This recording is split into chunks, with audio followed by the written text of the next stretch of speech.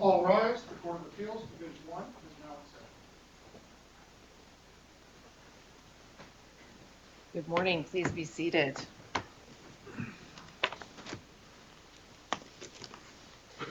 This is the time and date set for oral argument in cause number CV180433, Premium Leaf Incorporated versus Arizona Department of Health Services.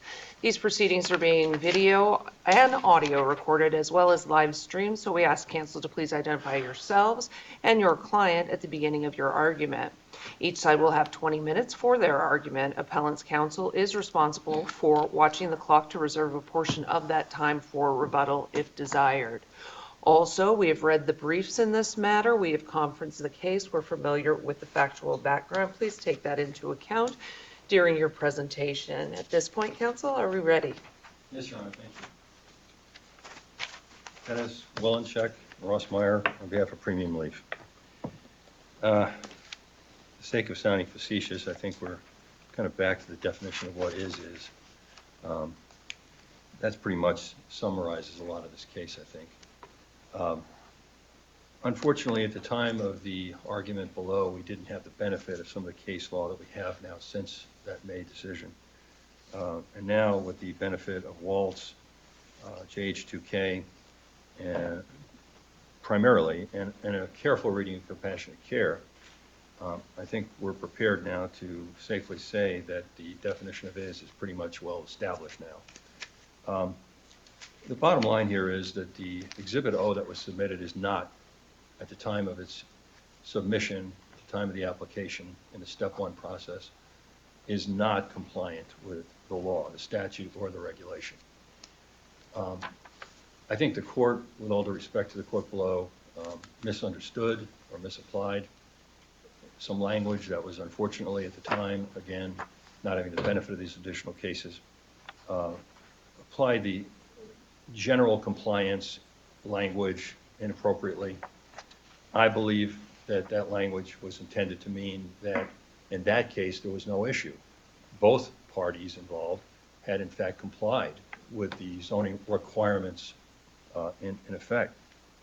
So that was not really the issue. The issue was a CUP, conditional use permit. That is, and we agree, is a Step 2 process. There's no question about that because you can't even apply for a CUP without having first obtained your license. With all due respect again to the court, I just think the court misapplied the Step 1 process. I think in fairness, the state argued at that time something different, frankly, than it's argued since then in the other cases. But in any event, I don't think we have to go really far beyond the Waltz and JH2K cases to resolve this. Let's talk about yes, JH2K if we could. Sure. When we talk about what that case had to do with, it was the distance requirement. Same as here. Sort of.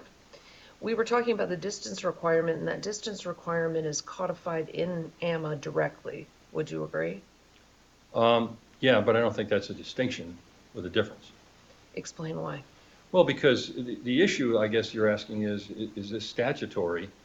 The statute involved in this case is very clear, which the regulation tracks. And the language is very clear that it has to be in compliance with the applicable, in this case county, zoning requirements and restrictions. There is a restriction, clearly, that was submitted, and there's no dispute about, by the county that you cannot have this facility on the same site as the existing facility, or else it's clearly within 1,500 feet. I don't know of any case that makes any distinction that they want to make that says that just because there happened to be a statute in that regard, as opposed to a county zoning restriction, which the statute refers to, I don't see the distinction. Follow me. Sure. See if I can break this down a little bit better for you. Sure. That might have been a little confusing. Okay. Zoning compliance. The county is required to enforce zoning in its own jurisdiction. They come up with what is acceptable, what is unacceptable. And they're the ones that say, yes, you're zoned correctly. In AMA, it says a dispensary cannot be within 500 feet of a school. So who is responsible for enforcing the AMA 500 feet from a school? Not the county and the zoning. So when we talk about them submitting the compliance for the zoning, can't the health department rely on that? Whereas when we talk about 500 feet from a school, isn't the health department required to ensure that no dispensary is that close? Well, I didn't understand one part of your question, with all due respect. The second part, no, it's okay. The second part, I'm not sure I followed or heard. The bottom line is that the statutory scheme here, as far as I'm concerned, is very clear, and the rules which track it are very clear. Whether or not AMA can avoid, if that's what the question is, the clear violation in the step one process of failing to do any substantive review at all, and just simply say, because you file a form, we're required to take that form and process your application and agree, even in the location phase of the process, and ignore what is clearly in front of us, which is that it is not in compliance, and then somehow turn that around and say, well, we have the right somehow to cure that somewhere down the road, and the second step after the license is issued makes a mockery, frankly, of the entire system. And whether or not AMA has that statutory provision in there with the 500 feet, I don't think is what JH2K really rested on that I'm relying on, because what I'm relying upon is this simple language in Waltz and JH2K, which follows it, that basically states at stage one, which is what we're arguing about, ABHS determined there that JH2K's proposed location, which is part of the step one process, that's the third step, that you have to look at the location. It's probably the most important step after the statutes were changed to avoid the lottery and have this process. And in that process, they are determined to follow the process, and they can't do it arbitrarily and capriciously at a minimum. And it says at step one, ABHS determined that JH2K's proposed location was within 500 feet of the school and therefore deny the application at step one. There is no distinction that I can draw from reading that case, and if I'm missing it, I apologize, but I don't draw any distinction on this argument. That's a nice argument, but it doesn't make any sense, because the bottom line here, it all comes down, in my opinion, to whether or not, very simply, they were in compliance at the time of the application, and they aren't in compliance with a statute, which, although it's not the same statute on the 500 feet and so forth, the statutory language, I think I have it here, 36-2804, sorry, I didn't memorize it, B1D, is the statute that requires compliance and requires the sworn statement with the application that certifies the applicant is in compliance with county restrictions, or state or local, whatever. And then you've got the regulations mandating a document to be submitted that the department prepares. Like, it can't just ignore that document, Your Honor. Absolutely put them on clear notice, and they've taken this position in other cases. That's what's so amazing to me following this decision. They've argued completely contrary to this in denying the JH2K application, and also in Waltz. And the court made absolutely clear, look, this process is there to be followed. Otherwise, it follows the classic definition as stated in JH2K of what is arbitrary and capricious. What is arbitrary and capricious, quickly? An agency acts arbitrarily and capriciously when it does not examine the relevant data before it, basically, and articulate a satisfactory explanation for its action, including a rational connection between the facts found and the choice made.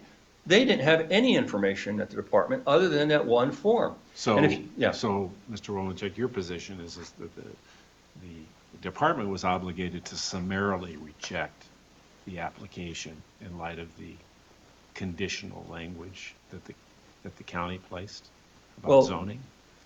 I just take exception to one point on the conditional language. I think the language is clear that, and I assume that's what you mean, that they don't have at that time. There is a restriction in effect, and that they're in violation of the restriction of the 1,500 feet of the county. And yes, I wouldn't say summarily, and I'll just quibble with a little bit with the language, not to be offensive, but they're required to examine it to avoid being arbitrary and capricious, and their own standards and rules that they've argued in other cases in this court require them to do that, and they do it as part of the process. They can't do it arbitrarily. When they saw that document, it is my position, that they were required to read it, not just say, well, we got it in the file, bingo, we're done, and award a license to someone that clearly, had they read it, would have raised a red flag to a bull. So hypothetically, if the department gets that and they see this language, they're concerned about it, and as you say, they have to do something about it to investigate it or something, and No, they have to reject it. well, let's say they actually go to look at the property and they learn that that business, the dispensary, is now moved out. But so the date of the application was submitted with that form, there was another dispensary operating at that location, but now there isn't. Is it your position under those facts that should have rejected the application? Yeah, let me answer that as best I can, thank you. First of all, this was a motion to dismiss that was granted. And so those kinds of facts, with all, again, due respect, are not really a part of the record and shouldn't be. The standard, as you well know, and I won't go into that too much because I'm sure you're aware of it, but the standard on a motion to dismiss is very stringent, and clearly it's not a fact-finding mission and it has nothing to do with actual facts. So I don't know that any of that is relevant to this discussion today, in fairness to us, because it was a motion to dismiss that was granted saying, under any stated amendment or facts that could be shown, you don't state a claim. That's the standard we're dealing with. Under that standard, I have to answer you honestly, I don't know what would have happened. I haven't had the benefit of discovery, and I don't think it's relevant under Waltz, because Well, I'm just trying to Yeah. understand whether you think the department has no discretion at all at that point. I think that's correct when you read the language of the statute and also the reg that tracks it. And Waltz, I believe it means, fairly stated, that the determination in step one is it's either in compliance at the time of the application, not maybe it'll be in compliance, not maybe we need to do this or that to determine if we can help them out. It means, do you submit the document? Now, to answer your question, they didn't submit the document with any of that information, to be honest. They didn't say anything along those lines, which might be a different case. They didn't say, hey, by the way, we own that dispensary, or we've got an agreement with that dispensary to move, or the dispensary isn't in existence anymore, or anything like that. In fact, the department would know that isn't true, because the department keeps, obviously, we can infer, records of what dispensaries are in existence. But, a lot of that's speculation. But in fairness to us, if we're going to speculate, the fact of the matter is that the statute and rule doesn't allow for that. The simple truth is, and the simple answer is, whether it's harsh to them or not is not our concern, frankly, because equitably they had the ability to do what you're proposing to me. They had the ability to explain whatever they wanted to explain on that form. In fact, they did attempt to explain by putting a star instead of a check and putting language by handwriting. They could have added anything they wanted if they felt it was important to the department's determination to determine at that time. And that's what's unfair about this whole thing. Because my client could have done the same kind of stuff. And they brazenly say, well, you could have done the same thing. But that's not what the law is. It's not fair and it's wrong. We don't just put stuff down there that's false under Massey.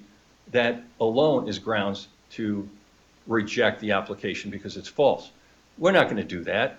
They did it, and they didn't explain any of that information. And the department at that point looks at that one document and has the obligation under step one. And they've argued this in other cases to preclude other people. They've taken the exact position I'm taking in those cases and said, the key is at the time of the application. But those aren't part of the record, are they? The cases- Those other situations you're referring to? Are They're they part of the cases that have record? followed this case from the Court of Appeals. Well, that's what, okay. I thought you were referring to something else. No, Your Honor. Okay. How would a proposed dispensary propose on their application, how would they comply with the law then to go into the exact location where an existing dispensary is located? Are you saying you can't, it's not doable under Arizona law? No, in fact, it's completely contrary to the whole point of the statutes How so? and the How whole so? regime. Because then it would ensure that anyone who has an existing facility could always ensure that they would get a win under the new statute that's not just based on a lottery, because that would be the best location that would obviously attract the most patients because it's in existence. That would be a sham, a mockery of the system, and they know that. But what specific, what case, what statute are you referring to for that position? Well, I just don't- explained, Your Honor, you Yes. cannot, you are in violation of the zoning restriction that's in existence that was called out by that very tab, Exhibit O, because you cannot put a facility on an existing facility. Now, what Judge Winthrop says is, well, if they made clear that that facility wasn't there at the time, could they have used that site? The answer is probably, in all candor, yes. But that's not our case. And the reason is because then they would not be within 1,500 feet in violation of the zoning requirements that they're compelled to attest at the time they submit the application that they're in compliance with.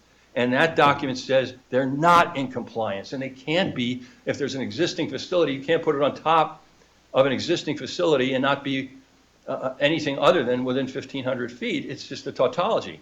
So you can't just game the system. You can't just play a game with this, which is exactly what happened. The department made a mistake. It didn't follow its own procedures that it itself, in other cases before this court, has argued of what the statutory language and the rules mean. They've argued it since our case, and they messed up. And now what they want to do is come back in our case and argue something completely contradictory to it. And I'm saying it's really not very complicated. It's really very simple. Either Waltz means what it says, either JH2K meant what it said, and didn't draw any distinctions, with all due respect to Judge Campbell, about whether that was statutory or not. There is a statute here. It applies directly. It requires compliance with the county zoning ordinance in this case. It didn't comply. The county said it wasn't in compliance, and it can't comply. And that's all that's required for me to have them reject that in step one. And there's nothing about any other investigation or anything else in this record or what they could have done or would have done or should have done. It's rejected because it's not in compliance under Waltz. And I think the language in Waltz, forgive me, is really pretty simple. And I think it resolved this very issue that maybe plagued the court below. But everything else that they argue is really just make weight. The bottom line is either you're in compliance with the reg and that statute or you're not. And either is means what it means, which the court has now resolved, which is not maybe you'll cure this somewhere down the road. That's exactly what these cases were discussing. Whether before, in the one case where it was, 2012 they had the approval and they were arguing that it applied in 2016, or JH2K, which was really arguing, well, don't worry about it, we can clean this up in the future, this 500-foot problem. That's not, that's horseshoes and hand grenades. It's not compliance with the strict requirement that is set up for everyone to comply with. We complied with it to the letter. They didn't. They gamed the system. The department overlooked it and awarded them this license wrongfully, and it needs to be undone because it's not a fair process. It's completely arbitrary if the department can come in here and later on say, well, we could just choose to ignore it. And this court, as you all know, this court doesn't have to go with the, quote, discretion of the department just because it says it has discretion. There are standards that this court has to look at, of course, to determine whether that discretion, as a matter of law, is being abused. And it is abused under the case law where they fail to examine the facts in front of them. It's exactly what arbitrary and capricious means. And further, that they take actions without any rational connection. There can't be any rational connection argued here at all, because the only connection would be what's on the face of that document. This court finds that what's on the face of that document is in compliance. I rest my case, I'm done. I don't think the court could possibly find that what's on that document shows that it is in compliance on that date at the time of the application. With that, if there's any other questions, I'm happy to answer them. Otherwise, I see the timer ran down, and I'd like to reserve something. Thank you, Mr. Thank you very much, Your Honor.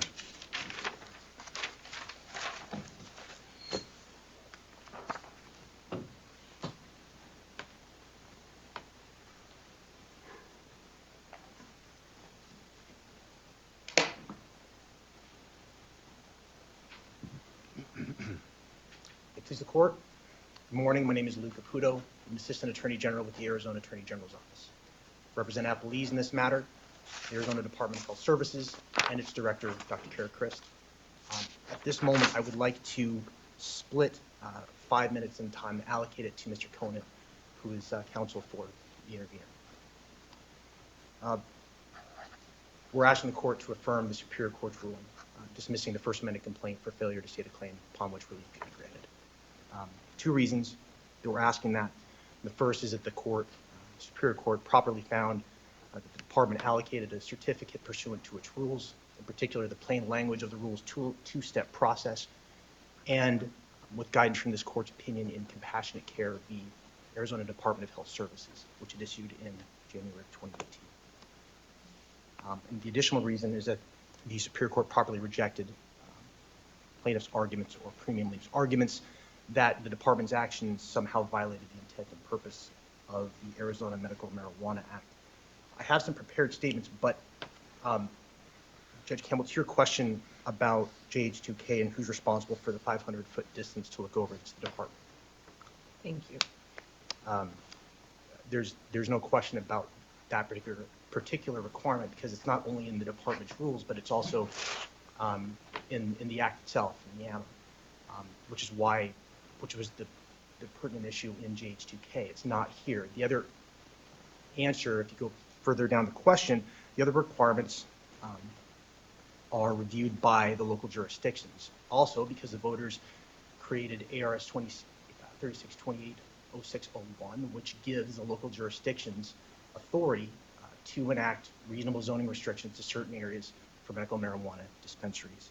But counsel, certainly the department takes a look to see whether there's any red flags, if you will, about the phase one application, correct? Yes, and they have the discretion to under Rule 107, yes. So why wasn't this a red flag here to the department? Because there was no error apparent, different than some of the issues alleged that premium lease suggests would support their case. There was no red flag in this particular case. And not only were those similar issues not addressed in the opinions that were cited by premium leaf, Maricopa County specifically noted this, what premium leaf describes as a step one deficiency on its form, but also noted that it related to approval to operate, which is a step two. So in short, Your Honor, there was no error apparent on the face of the form, but I certainly want to reiterate that if there was an error apparent on the form, competent evidence to the contrary, again, in JH2K, you had that. You don't have that same analysis here, even though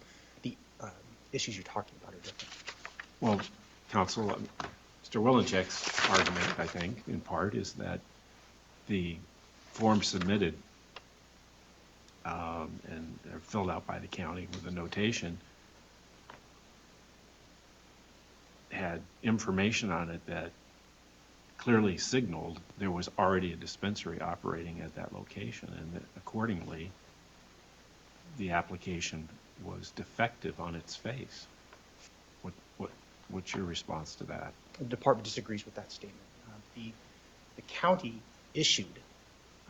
decided to issue the form noting that the proposed location was in compliance. Admittedly, on Exhibit O in the First Amendment, attached to the First Amendment complaint, which is item 40 on the index of record, if you go to Exhibit O, the form does say that the proposed location is in compliance and then has the italicized language noting the distance requirement would need to be met, but it would also need to be met before the dispensary would be able to operate. So respectfully, we disagree with the perspective from Premium Leaf that somehow that was a deficiency. What that is a deficiency, a step two deficiency. I'm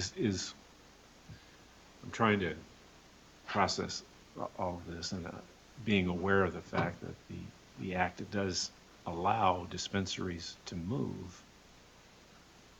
Does your position or the department's position then sort of assume that that can happen, and so simply noting on the form that there's already a dispensary at that location is not the end of the discussion?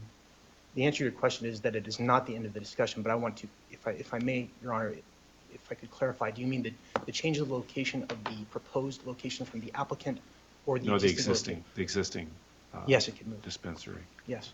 To your hypothetical, the answer to your question is yes. In that hypothetical, the department could issue a certificate for an existing location that existed at the time of application and then ceased to exist 2 days afterwards. or at any time afterwards. But no, they could issue the application, which is really the same reason, regardless if it's your hypothetical, Your Honor, which is well taken, or the facts in this case where the dispensary existed at the time.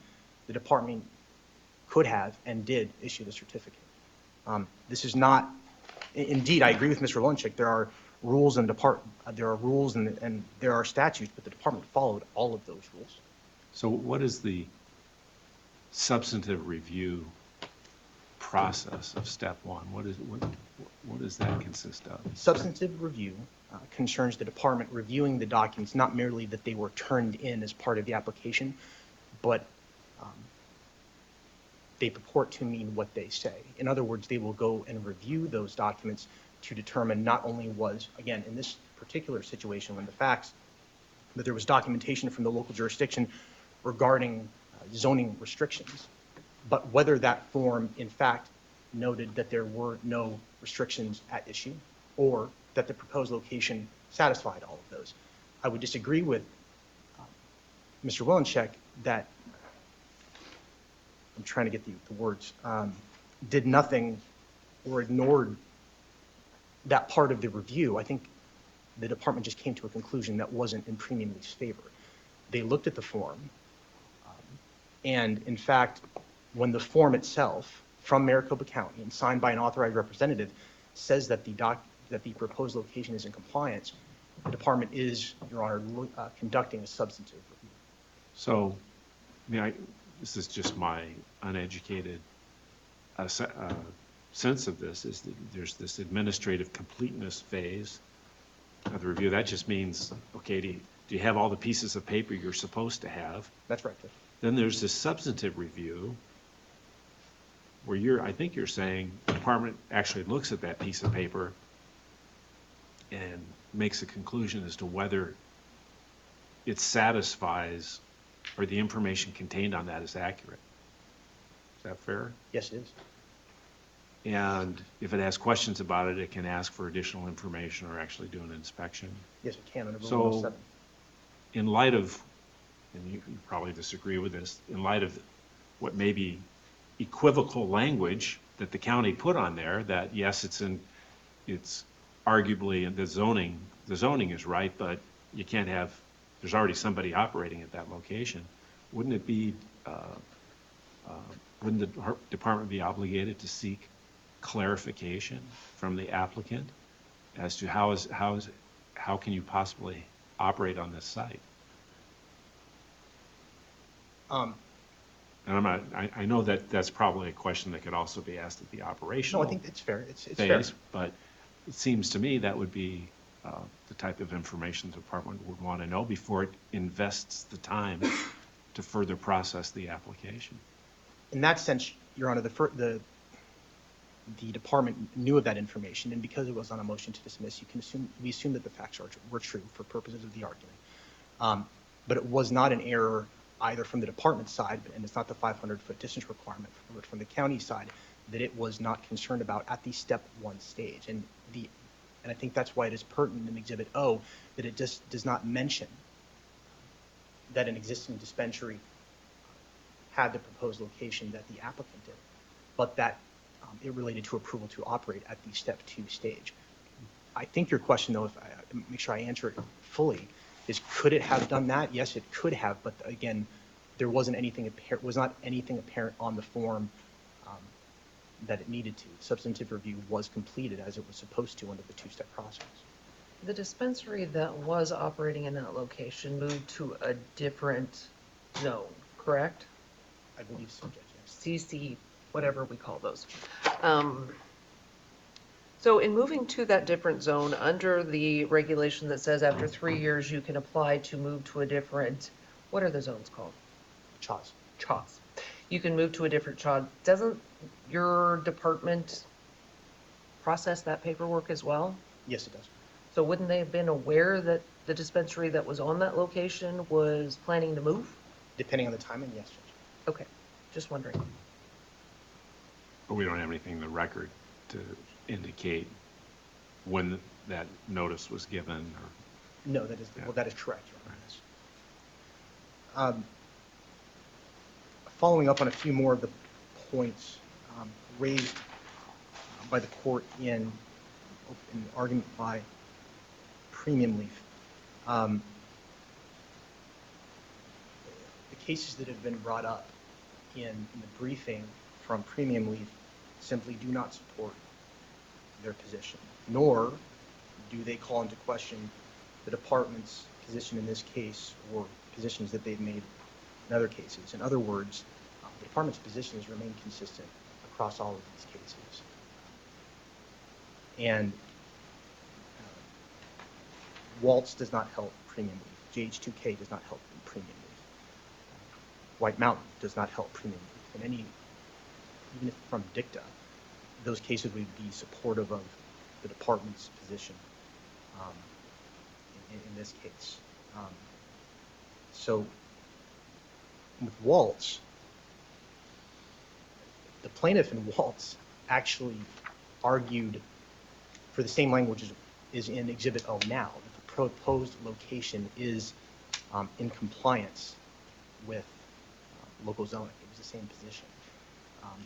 And I do want to point out for the zoning, in terms of relying on the face of it or what the department or what the county said on that form, the county or any local jurisdiction for that matter could have simply chosen not to issue the documentation. And in fact, if you look to, again, item 40 in the excerpt record on paragraph 73, the first amended complaint gives you that precise example. The city of Mesa did that.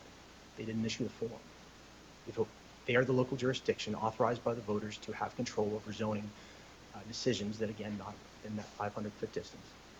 But the First Amendment complaint draws a good comparison from what local jurisdictions may do if they do not think that the location is in compliance. Moreover, another reason why these cases don't support Premium Leaf, even if you look to the White Mountain case, which the facts differ quite substantially from the facts in the First Amendment complaint, but the county there, that, again, Maricopa County, the same local jurisdiction we're talking about here, they didn't issue the form. So, I'm sorry, tell me again, I apologize for making you, tell me again what the substantive review phase of the department's obligation is. Of course, Judge. After administrative review, the department will conduct a substantive review of the application itself and look through the documents to make sure the information there is what it is purported to be. In other words, they will not just look to check off, for lack of a better way of saying it, that the documentation from the local jurisdiction is present within the application, but that it does in fact say that there are no zoning restrictions or that the proposed location is in compliance with them. So does that mean if it's a 500-page zoning code, you're going to review that entire zoning code to make sure? You mean the department, Your Honor? Yes, the department. No, Judge. There is reliance on what, if there is a form issued by a local. You're looking at the form. You're not. Yes, sir. You're not diving or going to beyond into the actual zoning ordinance line by line to determine whether there's, in your view, in other words, you're not giving it a de novo review of whether there's compliance with the zoning ordinance. No, I think that's the correct way to say it, and there is. That's why the voters gave that authority to the local jurisdictions, and why the department does not have authority over local jurisdictions to make that decision. I see my time is running down, but if there are any other questions, I'll. Thank you. Thank you, counsel.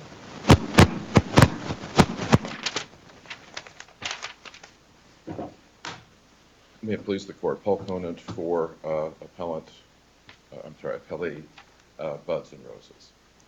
I want to address the questions in order, if I may. First, the question about the JH2K case. It is legally correct that the only requirement in AMA, the statute, that touches on a zoning issue is the 500-foot school separation distance requirement. So therefore, the JH2 case is correctly decided because that has the department making an inquiry into that 500-foot separation distance.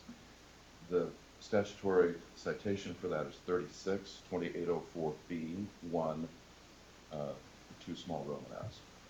As Mr. Caputo indicated, all other zoning is left to municipalities under 36-2806.01.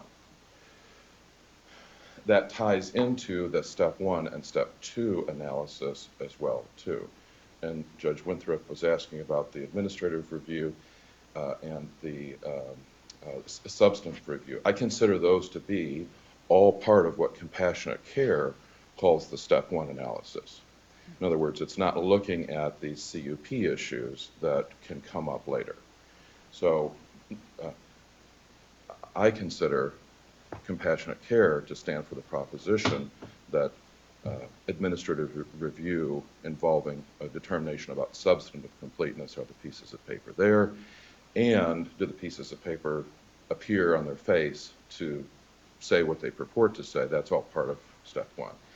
I think Waltz stands for that, or at least supports that. And the argument here, I think, is that the language that the county placed on that form was either equivocal or should have raised concern about whether the county was really saying that this applicant would be in compliance.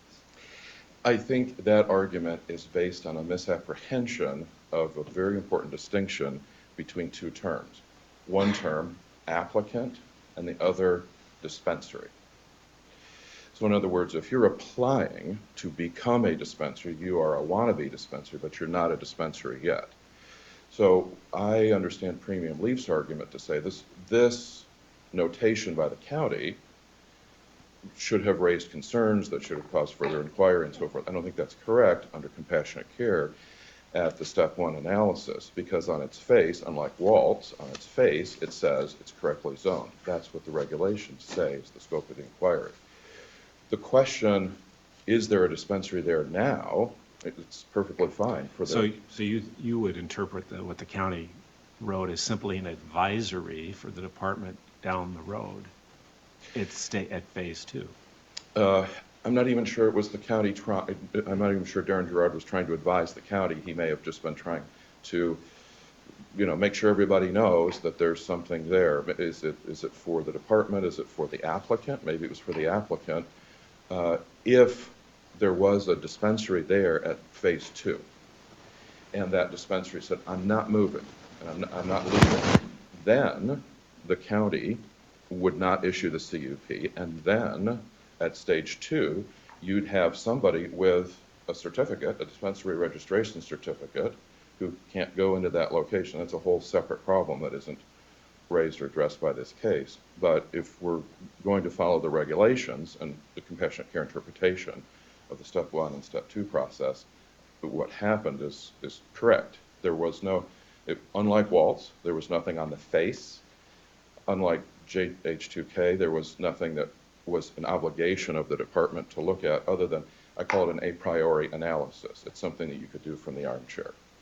If I show you that document, say, okay, well, Darren Gerard is saying that we've got a dispensary there. That may or may not become a problem. If it moves, it's not. If it won't, if it puts in its hands on its hips and says it won't move, then you have a problem.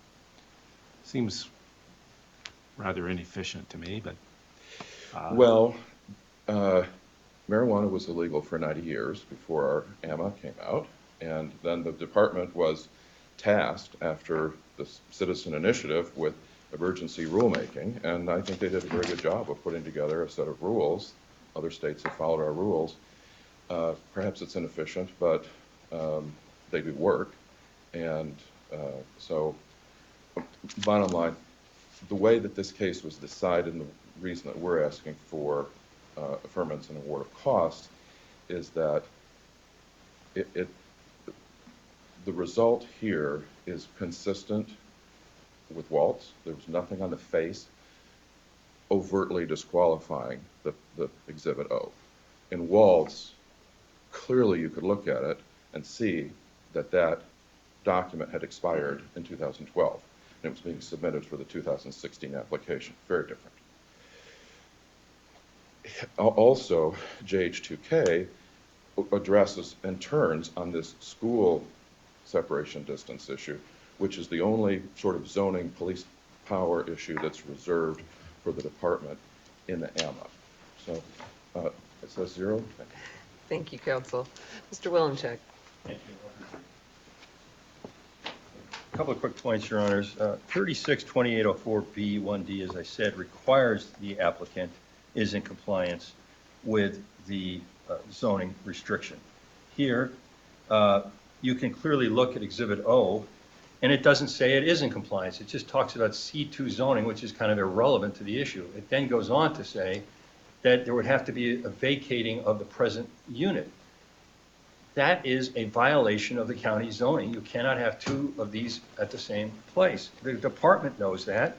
So, Mr. And- Willencheck, if we accept what you're saying, and we accept that there is a transfer, you can transfer zones after 3 years, how would somebody submit an application for a certificate to take over a dispensary that's currently operating, but planning to move? How would you do that? You wouldn't. You can't, unless, as stated earlier in my initial argument, they move. That's not in compliance with the law. Waltz is clear on this. There's no doubt at the time of the application, it's repeated in JH2K, the same thing. You either vacate, in which case you move in, and you can say you're in compliance at the time, or you don't. There's none of this if, but, what if, down the road, maybe we can cure a possibility or any of that stuff. It just doesn't exist under the regime that we're talking about, and they've completely misstated that. That's what the law is. And they don't comply at the time in this case. It's really very simple. They didn't comply, and that's what the law says. If they want to change the legislative enactment, they want to change their rules, they can do that. But they got to follow what's in existence. And is means is in compliance at the time with zoning restrictions of a county, and it wasn't. We know that for a fact. And on a motion to dismiss because I can't do discovery to show that they knew all this. I can't do that right now because it was dismissed, and on the standard of dismissal, I would ask you to reverse and order that it be undone. Thank you, Mr. Sorry. Willencheck. We thank all of you for your arguments and your thoughtful discussion today. We will take this matter under advisement, issue a written ruling in due course. We are adjourned. Thank you.